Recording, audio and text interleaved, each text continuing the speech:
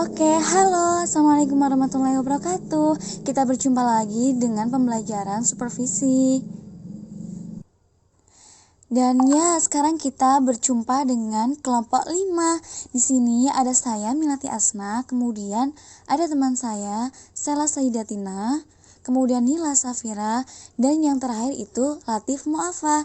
Di sini kami bertugas untuk sedikit menjelaskan atau memaparkan tentang supervisi akademik. Nah, yang pertama kita akan mengenal tentang pengertiannya dulu. Jadi, yang pertama, pengertian dari supervisi pendidikan yaitu adalah kemampuan kepala sekolah dalam melaksanakan pengawasan akademik, yakni menilai dan membina guru dalam rangka mempertinggi kualitas proses pembelajaran yang dilaksanakannya agar berdampak terhadap kualitas hasil belajar siswa. Kemudian selanjutnya itu ada tujuan yang akan dilanjutkan oleh teman kita. Tujuan. Menurut Glickman, pada tahun 1981, tujuan supervisi pendidikan yaitu membantu guru mengembangkan kemampuannya mencapai tujuan pembelajaran yang dicanangkan bagi murid-muridnya. Menurut Nagli, 1980, melalui supervisi akademik diharapkan kualitas akademik yang dilakukan oleh guru semakin meningkat. Sedangkan menurut Sergiovanni pada tahun 1987 ada 3 tujuan supervisi akademik.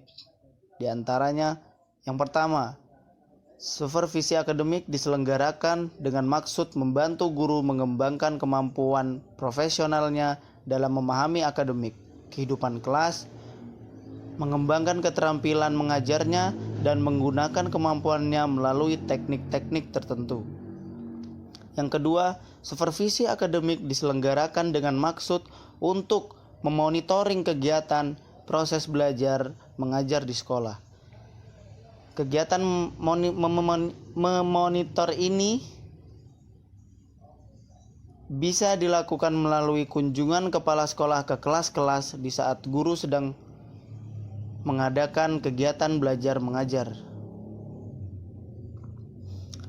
Percakapan pribadi dengan guru, teman sejawatnya, maupun dengan sebagian murid-murid. Yang ketiga, supervisi akademik diselenggarakan untuk mendorong guru menerapkan kemampuannya dalam melaksanakan tugas-tugas mengajarnya, mendorong guru mengembangkan kemampuannya sendiri, serta mendorong guru agar ia memiliki perhatian yang sungguh-sungguh, komitmen terhadap tugas dan tanggung jawabnya. Fungsi supervisi akademik. Menurut Ngalim Purwanto, terdapat 5 fungsi supervisi yang harus dipahami oleh kepala sekolah, antara lain: yang pertama, supervisi dalam bidang kepemimpinan. Contoh, memberikan bantuan kepada anggota kelompok dalam menghadapi dan memecahkan persoalan. Yang kedua, supervisi dalam hubungan kemanusiaan, misalnya membantu mengatasi kekurangan ataupun kesulitan yang dihadapi anggota kelompok, seperti dalam hal kemalasan, merasa rendah diri, acuh tak acuh, dan yang lainnya. Yang ketiga, supervisi dalam pembinaan proses kelompok, misalnya mengenal masing-masing pribadi anggota kelompok, baik kelemahan maupun kemampuan masing-masing. Yang keempat, supervisi dalam bidang administrasi personal, misalnya menempatkan personal pada tempat dan tugas yang sesuai dengan kecakapan dan kemampuan masing-masing. Dan yang terakhir, supervisi dalam bidang evaluasi, misalnya menguasai dan memiliki norma-norma atau ukuran-ukuran yang akan digunakan sebagai kriteria penilaian. Prosedur supervisi akademi.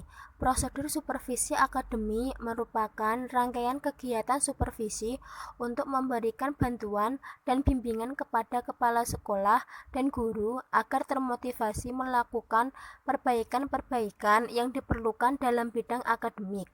dengan cara memilih pendekatan, metode, dan teknik supervisi yang tepat sesuai dengan tujuan yang ingin dicapai. Prosedur pelaksanaan supervisi akademik terdiri atas 1. Tahap persiapan, meliputi A. Menyiapkan instrumen dan B. Menyiapkan jadwal bersama.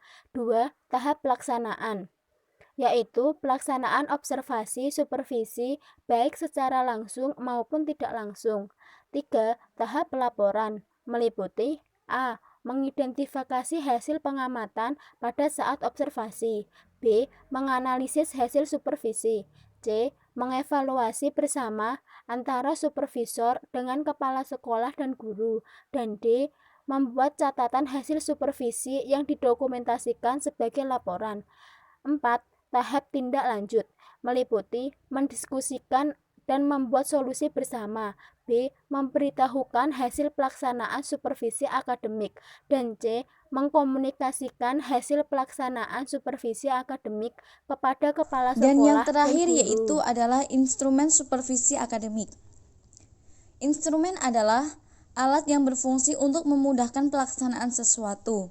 Sedangkan supervisi akademik adalah serangkaian kegiatan membantu guru mengembangkan kemampuannya, mengolah proses pembelajaran demi pencapaian tujuan pembelajaran.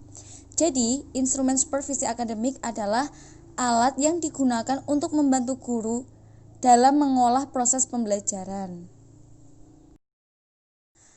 Alhamdulillahirrabbilalamin. Mungkin cukup sekian dari kelompok kami. Mohon maaf apabila ada kekurangan dan salah kata dalam pengucapannya. Kami mohon maaf yang sebesar-besarnya. Sekian dari kami. Assalamualaikum warahmatullahi wabarakatuh.